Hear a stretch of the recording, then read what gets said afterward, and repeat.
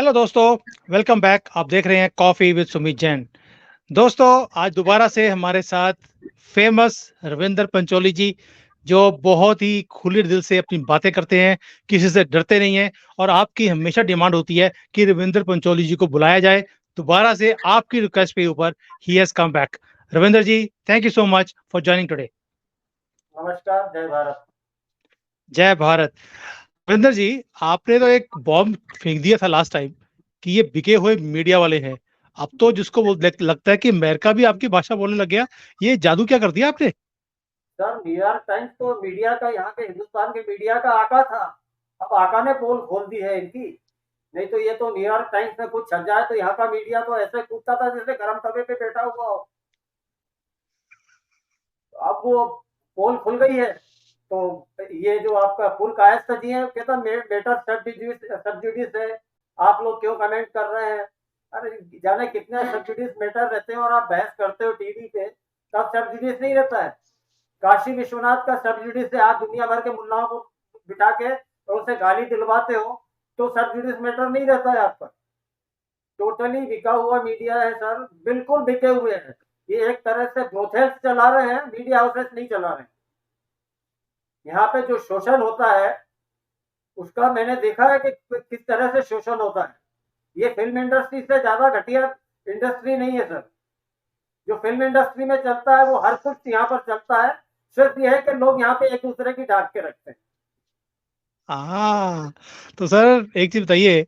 ये आपको याद होगा कि मैंने 4-5 महीने पहले एक वीडियो बनाया था कि कैसे जो इंडिया का जो ये मीडिया हाउसेज हैं, ये सारे चाइना के हाथों में बिके हुए हैं और कैसे ये प्रोपागेंडास हिंदुस्तान के अंदर चलाते हैं। और आपको ये भी याद है कि जब मैंने वो वीडियो बनाया था, ये सारे हाथ धोकर मेरे पीछे पड़ गए थे कि ये सीसीबी का एजेंट है। मुझे मेरे ऊपर इन्होंने टैग लगाया। जब आपने इनको एक्सपोज किया तो आप भी गालियां खाते हो। आज इनके ऊपर वही लांछन जो हमारे ऊपर लगाते थे, वो प्रूव हो गया है कि ये चाइना से कैसे पैसे लेते थे। और हमारी जो ईडी है, उन्होंने तो 2021 में क्लियर कर दिया था कि इनके ट्रेल कैसे है, पैसे कहां से आते कहां जाते हैं। अब ये क्या बोलेंगे हमारे लिए? सर, चक्कर ये है कि मामला कोर्ट में जाके अटक जाता है, सरकार कदम उठाती है, चोरों को पकड़ लेती है, जाके कोर्ट में अटक जाता है। क्या करेंगे सरकार? फिर सरकार पे दोष देते हैं कि साहब अगर दोषी है तो आप पकड़ के अंदर करो, उसको सजा क्यों नहीं देते? अरे, सजा देने का अधिकार अगर चीन जैसा सरकार ले ले तो पता नहीं है कितने मीडिया वाले जेल में सड़ते मिलेंगे आपको। कहते बिल्कुल हैं ना ठीक। कि सरकार सजा क्यों नहीं दिलवाती, सरकार तो ले जाती है कोर्ट में मामला। 25-25 साल तक रहते हैं। एलजीबीटी का मामला सुनने को जब साहब एक पांव पे खड़े हो जाते हैं। गवई साहब खुलकर बोलते हैं कि साहब मेरा ब्रदर कांग्रेस में है, मेरी फैमिली कांग्रेस में है, आपको कोई ऑब्जेक्शन तो नहीं है? वकील साहब को लगता है कि नहीं भैया आगे इनसे काम पड़ेगा, वो बोल देते नहीं ऑब्जेक्शन नहीं है। अरे, अगर आप दुनिया भर की नैतिकता का भाषण देते हो सबको, जज साहब को, तो आप में नैतिकता थी तो आप उसको बेंच से हट जाना था कि नहीं भाई मेरा फैमिली कांग्रेस से है तो मैं इससे विड्रॉ कर रहा हूँ। हम्म। तो यहाँ तो क्या है कि एक हर शाख पे उल्लू बैठा है, अनजाने गुलिस्ता क्या होगा वाला स्थिति है। जहां जाए वहीं बर्बाद करने के लिए लोग बैठे हैं। तो रविंद्र जी, मीडिया आज आउटलेट। मुझे जी।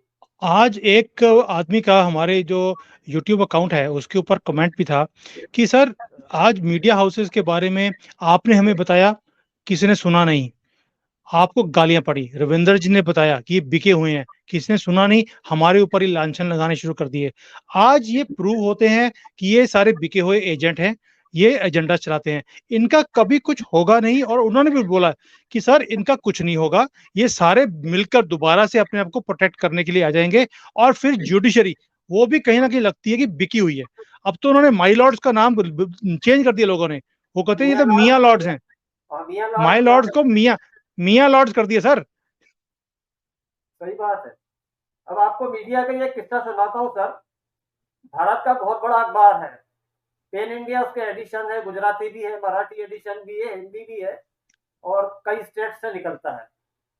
उसके जो सबसे पहले मालिक थे वो झांसी से जिला बदर थे, क्योंकि उनको वो डकैतों के जो जेवर वगैरह रहते थे उनको गिरवी रख के और हथियार सप्लाई करते थे। उनको वहां से भगाया गया, वो ग्वालियर पहुंचे सर। ग्वालियर पहुंच के उनको समझ में आ गया उस जमाने में कि काले धंधे को छुपाना है तो मीडिया हाउस खोलना जरूरी है। उन्होंने सर एक अखबार निकाला। उस अखबार को निकाला, उसके बाद उनका किसी से प्रेम संबंध हुआ। अपनी बीवी को लात मार के बाहर करा, उसको ले आए, उससे एक कन्या पैदा हुई। अब इनके फिर सुपुत्र भोपाल चले गए, वहां से उन्होंने संभाला। वहां पे इनकी स्थिति ये थी कि इनके पास बैठने के लिए ढंग की कुर्सी नहीं थी। फिर किसी ने इनको सजेस्ट किया कि इंदौर कमर्शियल कैपिटल है मध्य प्रदेश की, बेहतर है कि आप वहां से अखबार निकालें। उन्होंने वहां से अखबार निकालना शुरू किया था। ऐसे तो थे नहीं, इंदौर के 3 नामी गिरामी लोगों को इन्होंने अपना पार्टनर बनाया, बोर्ड ऑफ डायरेक्टर में रखा। मध्य प्रदेश फाइनेंशियल कारपोरेशन से फाइनेंस करवाया। वहां से इंदौर एडिशन इनका थोड़ा चल निकला। इंदौर एडिशन चल निकला तो इनने सबसे पहले तो जो डायरेक्टर्स थे, जिस सीढ़ी से चढ़े थे उसको लात मार के नीचे गिराया, उनको सबको बाहर कर दिया। फिर धीरे धीरे इन्होंने बढ़ाया, राजस्थान पहुंचे, बिहार पहुंचे, महाराष्ट्र पहुंचे, गुजरात पहुंचे। राजस्थान में जो दूसरी पीढ़ी के सज्जन थे, उन्होंने वहां पे एक कांड कर दिया था। वो कांड सिर्फ एक अखबार में छपा है, पत्रिका में, और एक वेबसाइट पे छपा, बाकी कहीं कुछ नहीं छपा। वो कांड दबा दिया, वो भी महिला से संबंधित था। तीसरा, उन्हीं के सुपुत्र ने रायपुर में किसी कन्या के साथ उनके ऑफिस की रेप किया, कोई एफआईआर लिखने को तैयार नहीं था। सारा मीडिया में थाने में घुमाए सर, बड़ी मुश्किल से उसकी लोगों से मिलकर करवाई, किसी ने नहीं छापी। सबसे पहले मैंने उसको डाला हमारे ग्रुप में, लोग पूछने लगे सच है क्या, एफआईआर की कॉपी दीजिए, कौन से थाने में, फला ढिका। छापा किसी ने नहीं, हिम्मत किसी की नहीं होती है। उनको लगता है कि यार आज मैं छाप दूंगा, हो सकता है कल मुझे नौकरी के लिए जाना पड़ेगा, तो साला रखेगा नहीं। लेकिन रविंदर जी, जी जैसे आपको आपने देखा कि हमारे ऊपर भी लांछन लगाई इन्होंने बेफजूल, और गवर्नमेंट ने जब इनको 2021 में पकड़ लिया था, ईडी ने पूरे पैसे जो है कैसे कैसे आए पकड़ लिए।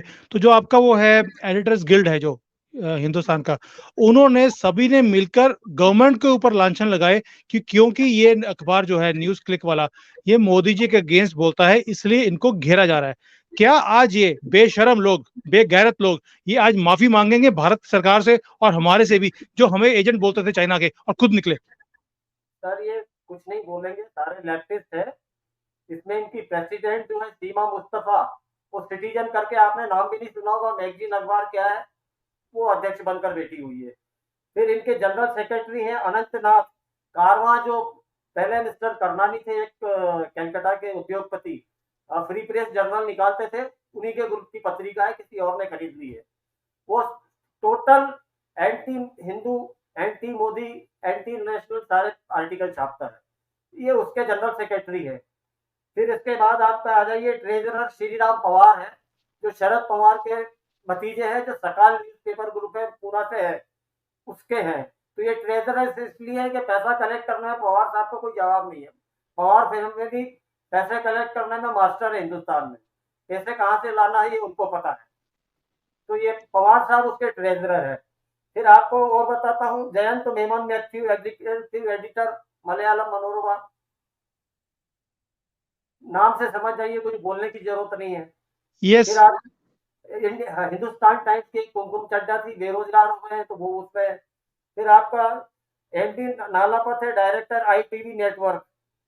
ये विनोद शर्मा जी थे, कांग्रेस के नेता, उनके सुपुत्र ने, आपने सुना होगा, नो बडी किल्स जसीका फिल्म आई थी एक, जसीका लाल का, तो यस। वो उन्हीं का नेटवर्क है, आईटीवी नेटवर्क।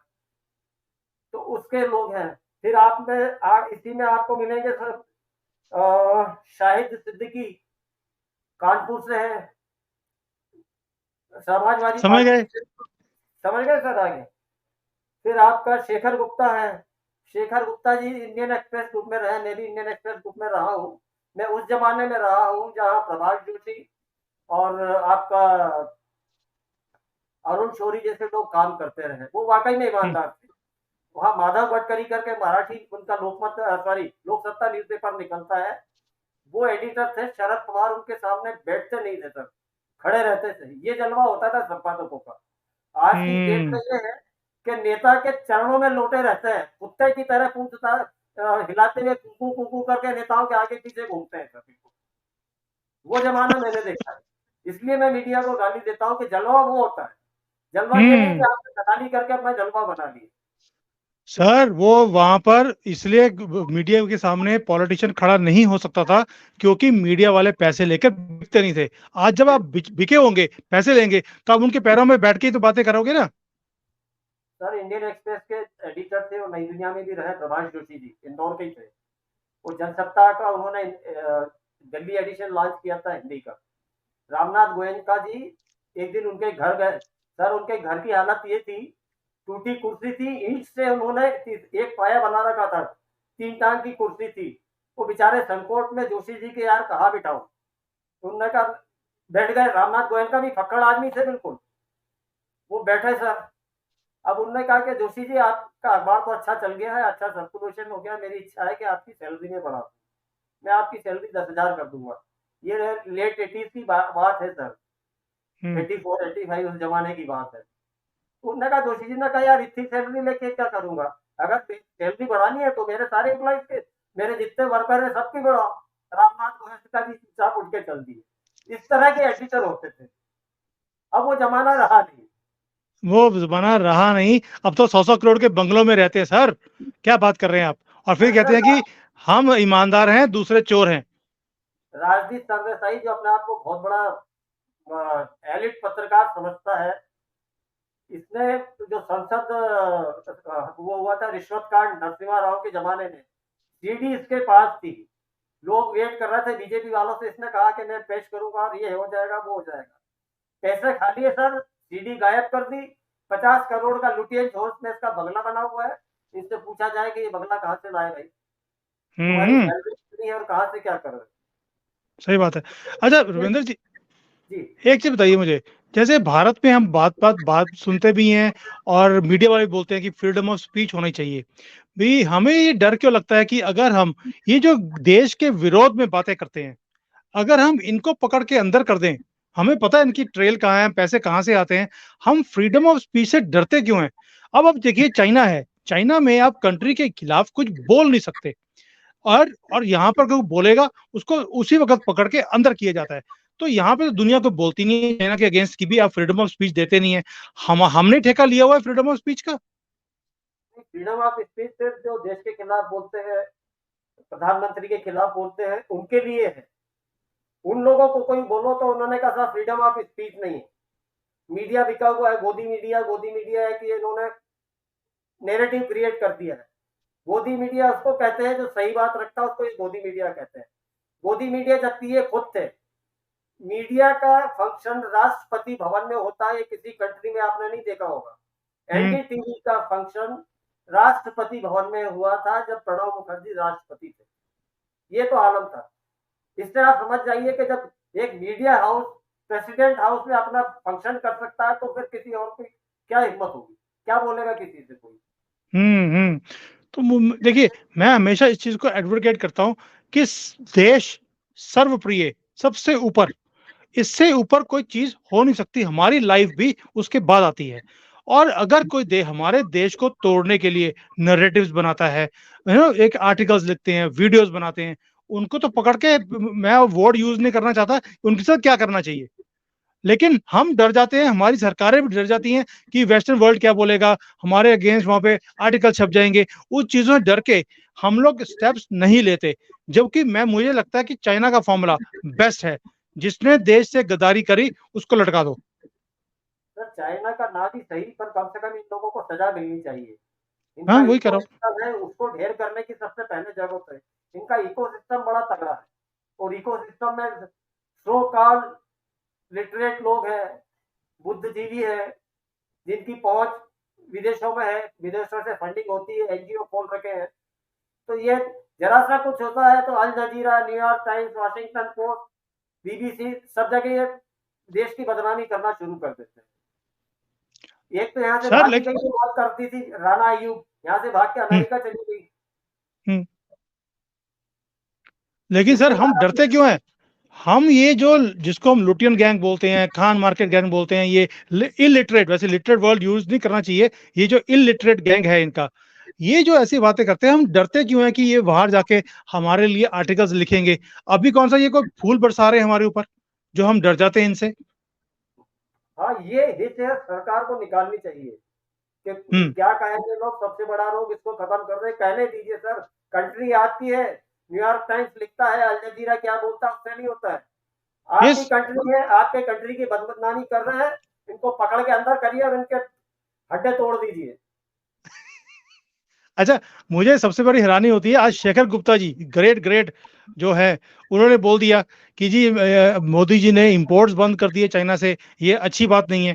ये किसकी, अभी भी तल में चाट रहे चाइना के? सब इनको तकलीफ ये हो गई कि भारत बढ़ता जा रहा है, जब आपके घर में कोई चीज अवेलेबल होगी तो आप बाहर से मंगाना बंद कर दें। बहुत सीधा फंडा है। राइट। आप जैसे गेहूं बाजार से खरीदते और आपने फार्म हाउस खरीद लिया और आपके फार्म हाउस में आप गेहूं उगाने लगे, तो आपको बाजार से खरीदने की जरूरत नहीं है, आप बंद कर देंगे।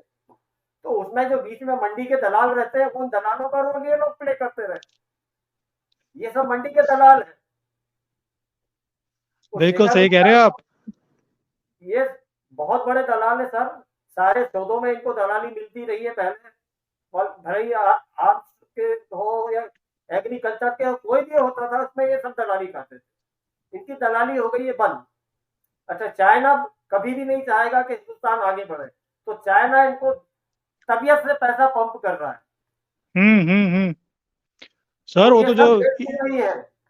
जो तो ईडी की रिपोर्ट आई है उसमें भी करोड़ों करोड़ों रुपए दिखाए हैं। न्यूयॉर्क टाइम में भी इसको ऑथेंटिकेट किया है कि जो ये रिपोर्ट थी वो बिल्कुल 100% सही थी। सर 38 करोड़ रुपए सिर्फ न्यूज क्लिक को मिले, 38 करोड़। तो बाकी सबको कितने मिले होंगे? तो न्यूज क्लिक की कोई ऐसी बहुत ज्यादा विजिबिलिटी नहीं है, कुछ नहीं है। नहीं, एक तो बिल्कुल अभिषेक नहीं। शर्मा, वो रुदाली की तरह रोज सुबह शाम रोते हैं। रवीश कुमार जो अपने को बड़ा जमीन से जुड़ा हुआ पत्रकार बताते हैं, 3 साल से घर से बाहर नहीं निकले सर, घर से बैठ के रिपोर्टिंग करते रहे। घर के बाहर कदम नहीं रखा, कोरोना के उससे डर के बारे कभी नहीं निकला, और अभी निकले हैं तो बिजनेस क्लास में ट्रेवल करते हैं सर। अब आप क्या बोलेंगे? रविंद्र जी, मुझे एक चीज बताइए, जैसे चाइना ने हमारे कंट्री के अंदर अपनी धाक बना ली, मीडिया हाउसेज में सबको खरीद लिया, क्या आप कभी इमेजिन कर सकते हैं कि भारत का कोई भी इंसान चाइना की मीडिया हाउसेज में अपना आदमी खरीद ले? क्या आप कभी सोच सकते हैं पॉसिबल भी है? सर उनमें देशभक्ति का जज्बा बहुत है, चाइना के साथ वो देशभक्ति का जज्बा है उन लोगों को। यहाँ देशभक्ति का जज्बा नहीं है, यहाँ स्वार्थी बहुत है लोग। सर, हमारे लोग फिर इतने जल्दी से बिकने के लिए रेडी क्यों हो जाते हैं? मुझे तो यह बात समझ नहीं आती आज तक। सर पता नहीं, वो तो उनका मेंटेलिटी है कि आग लगे बस्ती में, अपन जिए मस्ती में, बस ये है। देश जलता रहे कोई मतलब नहीं है, हमारी सुख सुविधा के साधन मौजूद है, भाड़ में जाए देश। सही बात है सर। एक गधे को ये बार बार नहला के लाके खड़ा करते हैं कि ये अरबी घोड़ा है, अरबी घोड़ा है। वो बेचारा गधा 2 कदम 4 कदम से आगे चल नहीं पाता है। 20 बार तो रेस में दौड़ा और वो पहले राउंड में बाहर हो जाता है। पर ये मीडिया चूंकि पैसा मिल रहा है तो चल रहा है। अब चाइना से राजीव गांधी फाउंडेशन को भी 90 लाख रुपए मिले हैं सर। तलाश करें कि राजीव गांधी फाउंडेशन ने ऐसा कौन सा काम किया, कौन से जनसेवा के कार्य करे या कोई लिटरेरी फंक्शन किया, क्या किया जो 90 लाख रुपए आपको मिले। वो सर देश को बेच दिए 90 लाख में, और क्या चाहिए? नहीं, और ये जो चिल्लाते हैं कि मोदी जी ने ये कर दिया, तो एक जरा कांग्रेस से पूछ लें कि आपका 2008 का एग्रीमेंट क्या है चाइना से। अगर आप बहुत बड़े देशभक्त हो, देश डूब रहा है, मोदी जी ने देश में आग लगाती है, ये कर दिया है, वो कर दिया है, तो सबसे पहले जरा राहुल गांधी से शुरू करें, फिर मोदी जी से जवाब मांग लें। चलिए, उसका जवाब तो मैं बहुत बार अपने वीलॉग्स में दे चुका हूँ कि ये 2008 में क्या करके आए थे पप्पू जी यहाँ पर। और रविंद्र जी, ये मीडिया वालों के, इनका तो मुंह काला जो है पहले वैसे हो चुका है, लेकिन इनको ये बेशरम लोग हैं, इनको कोई फर्क पड़ने वाला नहीं है। हम एंडिंग कभी भी नेगेटिविटी से करते नहीं है। इन चोरों के बारे में बात करने की जरूरत नहीं है। मैं हमेशा बोलता हूँ कि ये चोर जो इकट्ठे हुए हैं, 26 चोर, इन्होंने अपना नाम रखा इंडिया, और हम भी बोलते हैं इंडियन मीडिया। दैट मीन्स ये सारा मीडिया उन चोरों को ही रिप्रेजेंट करता है, क्योंकि ये खुद भी हैं। अब हमने जो ये मुहिम शुरू करी है भारत के ऊपर, ये भारत का मीडिया जो आज सुन रहे हैं आप, ये हम लोग बातें कर रहे हैं, ये इंडिया का मीडिया की बात नहीं है, ये भारत की मीडिया की है। और भारत की मीडिया हमेशा पॉजिटिव बात करेगी हिंदुस्तान के लिए। मैं 2 न्यूज आपके साथ शेयर करता हूँ। एक तो ये है कि जो आपको याद है, जो हमारे वो झुंझुन वाला थे स्टॉक मार्केट वाले, उन्होंने एक एयरलाइन शुरू करी थी, आकाश एयरलाइंस। आज 1 साल के बाद वो fastest growing airline in the whole world बन गई है। इतनी तेजी से कोई भी एयरलाइन आगे नहीं गई है। एक तो ये अच्छी न्यूज है देशवासियों के लिए। दूसरी, आपको याद है हमने एक हेलीकॉप्टर बनाया था प्रचंड, उसका ऑर्डर भी दिया था हमारे एयरफोर्स ने HAL को कि भाई हमें ये 15 चाहिए प्लेन्स, हेलीकॉप्टर्स। और बिफोर टाइम, दोबारा बोल रहा हूं, बिफोर टाइम HAL ने, जो कि एक गवर्नमेंट ऑर्गेनाइजेशन है, उन्होंने बनाकर आज दे दिए हैं।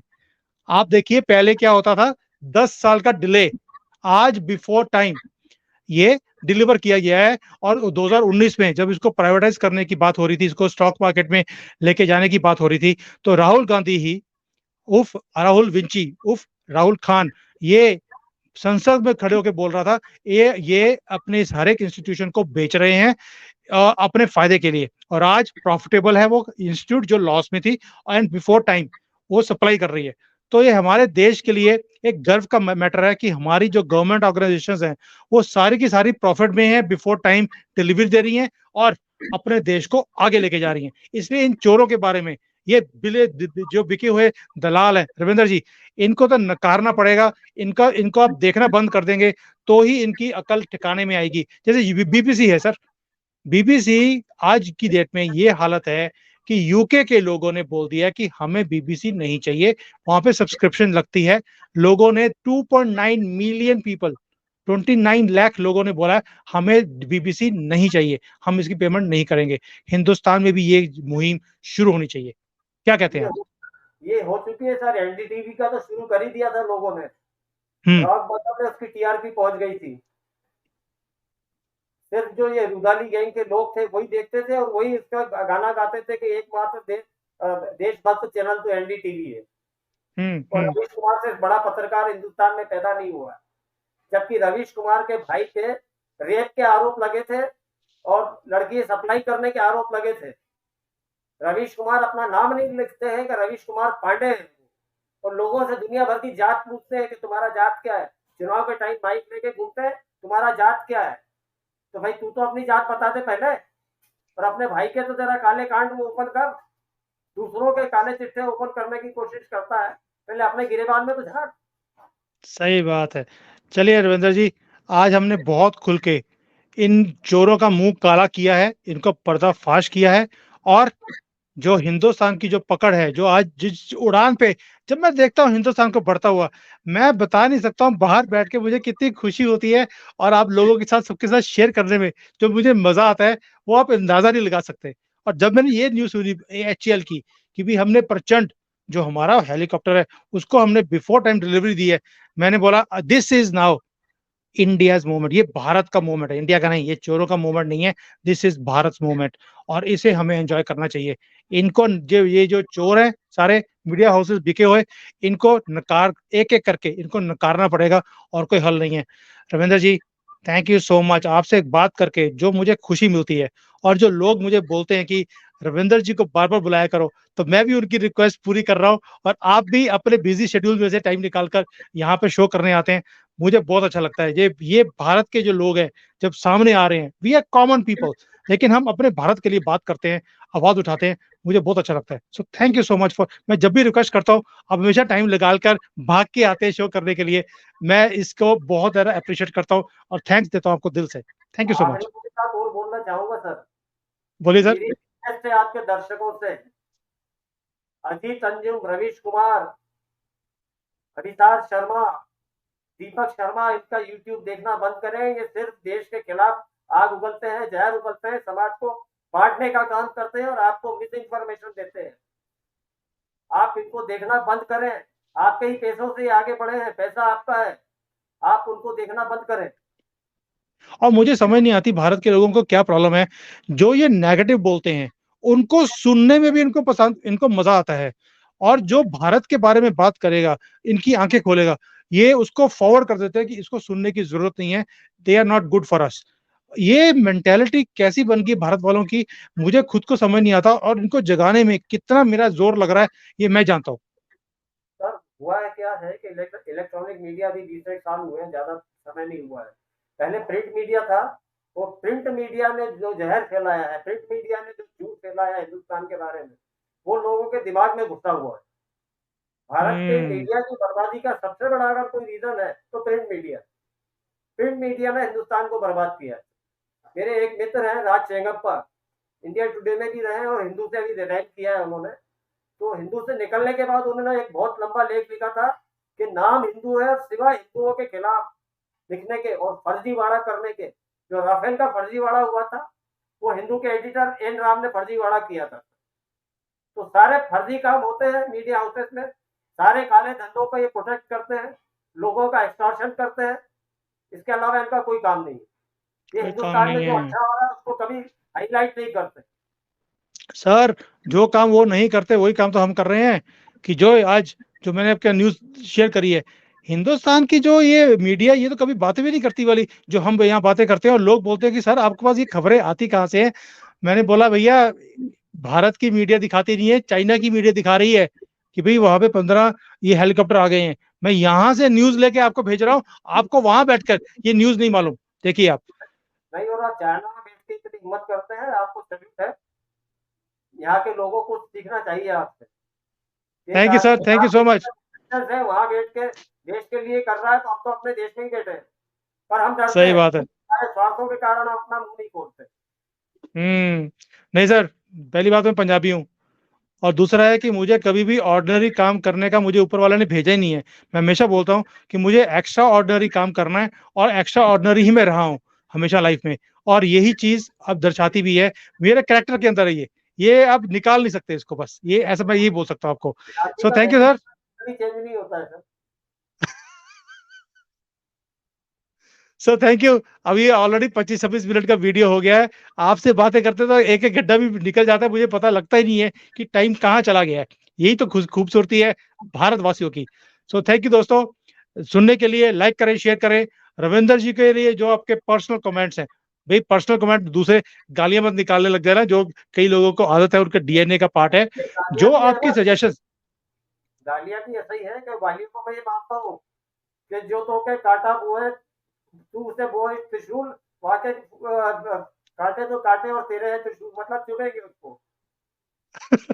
अपने चलिए, दीजिए वो कहाँ जाके चुभेंगे सर, वो त्रिशूल और कांटे कहाँ जाके चुभेंगे ये तो महादेव जानते हैं। और कोई बात नहीं, मैं भी इसलिए बोलता हूँ ये कर्मा है। जो भी गाली निकालेगा कल को उसके फेस करना पड़ेगा। सो आपके जो भी कमेंट्स हैं दोस्तों, आप अपने रिक्वेस्ट हैं, आप रविंदर जी से कुछ पूछना चाहते हैं, आप डालिए। और आप लोगों की जो वॉइस है ये हम गवर्नमेंट ऑफ इंडिया तक पहुंचाएंगे, पहुंचाते भी हैं। कल भी रविंदर जी जो होम मिनिस्टर हैं इनके स्टेट के, उनको मिलने गए थे, इनकी पर्सनल मीटिंग हुई है। बहुत राब्ते करे हैं इन्होंने मीडिया के लिए भी और हिंदुस्तान के लिए, भारत की तरक्की के लिए। ये भी रिप्रेजेंटेशन देते रहते हैं, बहुत हेल्प करते हैं हमारी आवाज को गवर्नमेंट तक पहुंचाने के लिए। तो रविंदर जी थैंक यू, दोबारा मुलाकात होती है। जय हिंद सर। नमस्कार, जय भारत।